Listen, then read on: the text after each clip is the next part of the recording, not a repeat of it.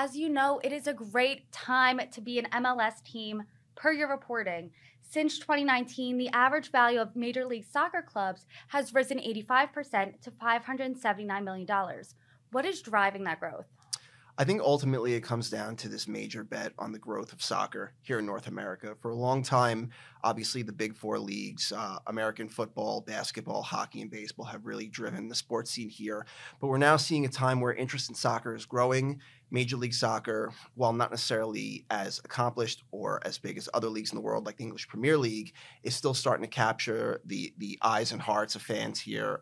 Their fan base is younger, it's more diverse, and as a result, there are a lot of wealthy people betting on the growth of soccer going forward. You know, we're seeing expansion fees constantly rising. We're seeing new teams be bought for more and more money. So that's really what's pushing things up here. And, you know, the way it seems like there's room to continue to grow as revenues continue to expand. And obviously they have the Apple deal, which is a bold gamble on their part, but also something that could drive a lot of revenue there going forward. I do want to break down that Apple deal. By partnering with Apple, as you said, MLS has really taken that bold step towards streaming. What are the implications of that move? Yeah, so the particulars of the deal are interesting. They're guaranteed $2.5 billion over 10 years, and that kind of averages out to around $250 million in media rights every year.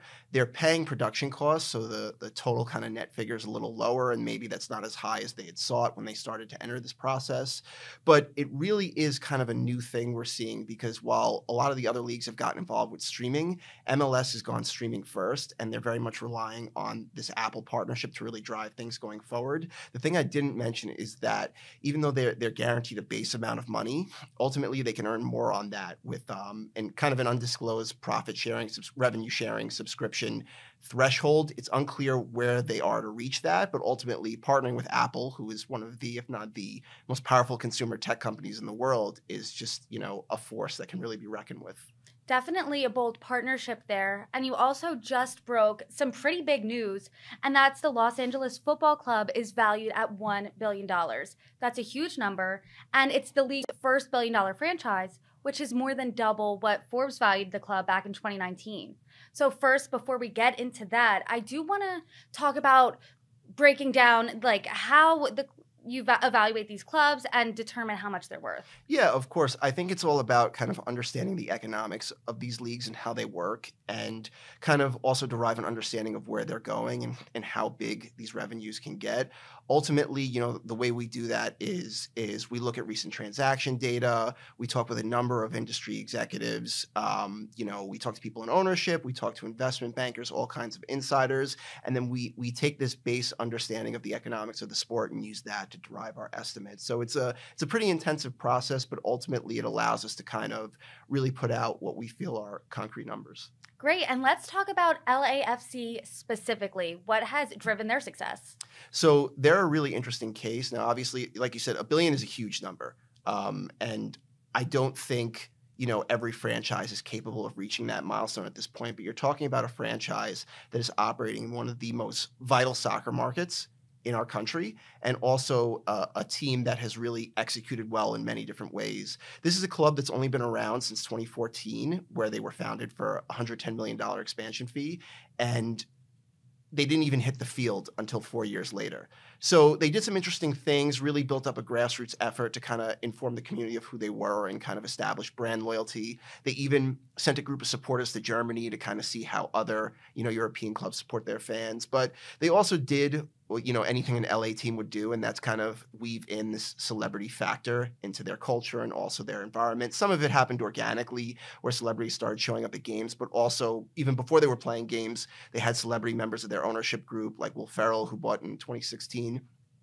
Since then, obviously, they've had incredible success on the field. They won the MLS Cup this year. You know, they've had some really, really standout players like Carlos Vela, who is arguably, you know, one of the best players to come through the team, if not the league. And also, they have like a really interesting diversified revenue stream. They have very strong numbers in terms of revenue and, you know, the basics like ticketing, sponsorship, F&B. But ultimately, they have these billboards attached to the stadium that's revenue generating. They have an events business that they keep pushing and pushing forward since they control their stadium. They have a production business. They have a food hall. All these different things contribute and boost their revenue. And they just added a new naming rights partner as well for the stadium, which had been vacant since Banc of California paid to terminate its agreement. Now they're with BMO. So there's a lot to like, a lot coming. They led the league in revenue based on our numbers this year, and that number is only set to grow. If they led the league, I want to hear about other teams. Is anyone following their lead? Who do we need to keep our eye out? Yeah, so I think the one that really comes to mind is New York City FC, and that's because they're owned by City Football Group, which is the organization that also owns Manchester City in the Premier League, one of the most valuable soccer clubs in the world, one of the most successful soccer clubs in the world. And that kind of ownership, kind of lends itself to being able to run a very well-run organization. I think what's interesting is that NYCFC has always played in Yankee Stadium up until now, and they recently announced that they're going to build and move to a stadium in Willets Point, Queens. It's going to be a soccer-specific stadium, and the one thing I've noticed is while New York City FC is not one of the better revenue-performing teams in the league, it's very important that these teams control their stadiums or play in soccer-specific stadiums because that allows them to create a different live experience, but also control their ability to generate revenue, whether it's, through ancillary businesses, as we mentioned with LAFC, whether it's ticketing, sponsorship. When you share a venue or play in a venue that's not yours, it's harder to do those things, but ultimately they're getting a really nice stadium in a really great part of the city, and that should really, help them improve going forward.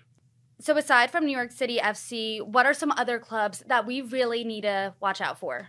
So I think Miami is an interesting case study as well, just because they're still relatively new to the league and they have a stadium situation that's evolving, and they'll have a new venue later on as well. But ultimately, Miami is just such a great soccer market and is also a great market in general. I think they're fun to watch. Other teams, more recent to the league, like Charlotte FC, Nashville Soccer Club, Austin FC, these are all, new expansion clubs, and they've proven that they can perform very early on, even in markets that aren't necessarily, the most flashy. I mean, Austin FC in 2 years has generated crazy amount of revenue for where they are. So I think those expansion success stories, and Charlotte too, Charlotte is owned by David Tepper, the billionaire owner of the Carolina Panthers, and they play in the Panthers Stadium, or I guess it's a shared stadium now. But, to be able to perform in a football stadium is really, really a strong sign. So these expansion clubs are really, really great success stories. It's showing that the league can really perform at a local level. Obviously, they need to get the national level going with the Apple rights deal. But I think it's also kind of interesting to look at some of the larger markets in the league who've lagged behind, whether it's Chicago or New England. And, for one reason or another, I think, these markets, have chances to tick up. Joe Mansueto really hasn't had that much time to control the Chicago Fire. The New England Revolution really need to get their own soccer-specific stadium, and that could really help them see some exponential growth. But I think more what we have here is kind of a sleeping giant situation where, if these smaller, less flashy markets are performing so well, that really indicates that these larger markets can be tapped into and perform well.